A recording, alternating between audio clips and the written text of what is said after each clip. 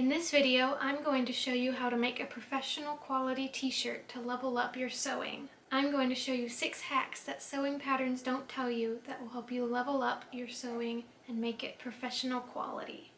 First, use a sewing pattern. You can trace a shirt you already have if you want, but I have found that I am most confident that something will fit me when I have a good pattern that I have altered to fit me. Let me know if you would like a video about finding patterns and altering them. I got this pattern from my college sewing class, but you can find a basic t-shirt sewing pattern anywhere. Next, lay out your pattern and cut out the fabric. Knit fabrics are best cut with a rotary cutter, but I didn't have a good one on hand, so I used scissors. Make sure to include all of the notches and triangles. So when the pattern shows these little triangles, that means you cut a triangle sticking out from the fabric. It helps you match things up later on.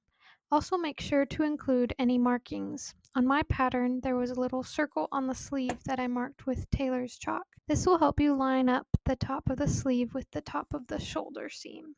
Next, stay stitch. I forgot to do this when making this shirt, but don't follow my example. Stay stitching helps curved edges not get stretched out in the process of sewing. To stay stitch, set your stitch length to a shorter stitch and sew 1/8 inch away from the sewing line. For example, if you're going to sew at 5/8 of an inch, sew at 1/2 an inch instead. Stay stitch the neck and armholes and sides if they're curved. Most sewing patterns will include this as a step.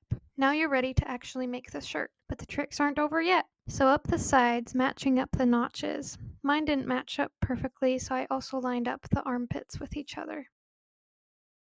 Sew a piece of bias or twill tape to the wrong side of your shoulder seams. This will keep the shoulders from stretching out over time. Sew the shoulder seams.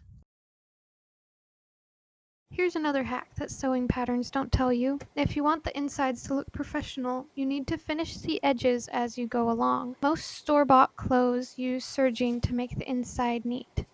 Many low-quality clothes also opt to utilize serging on their hems. Jokes aside, to serge you need a special machine called a serger. I don't have one of those at home, so here's how to replicate it with a normal machine. After ironing the seam open, cut off the seam allowance to about 1/4 inch from the seam. Set your machine to a short length and a wide zigzag. I had mine on 1.5 length and 5 width.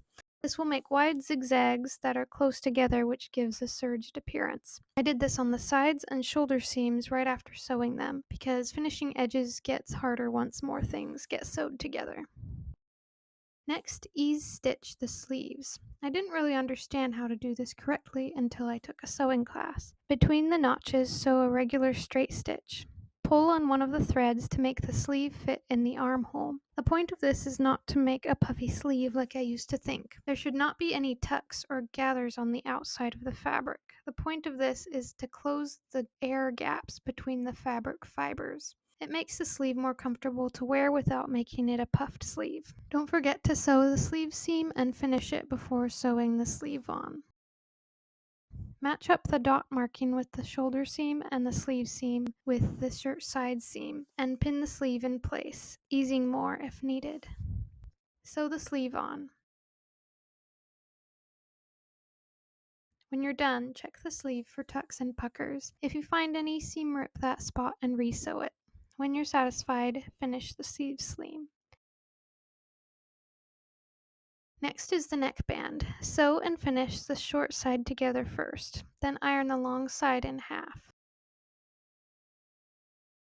Sew the long sides, wrong sides together. Finish the edge.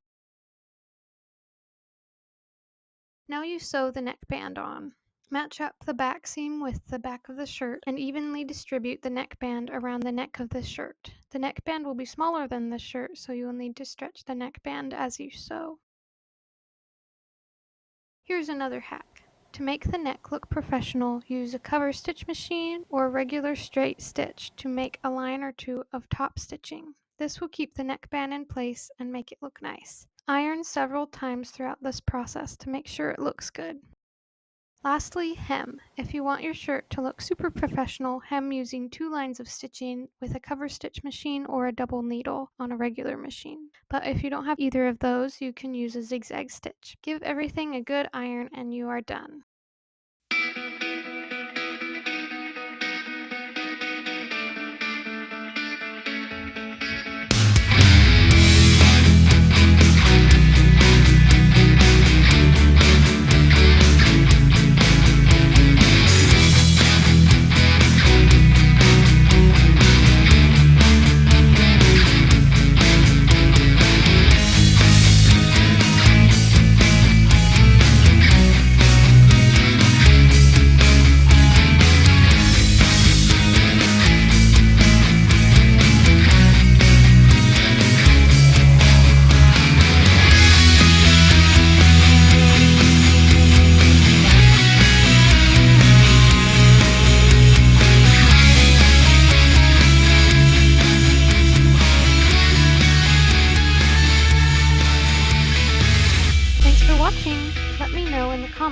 would like to see next and consider subscribing if you found this video helpful.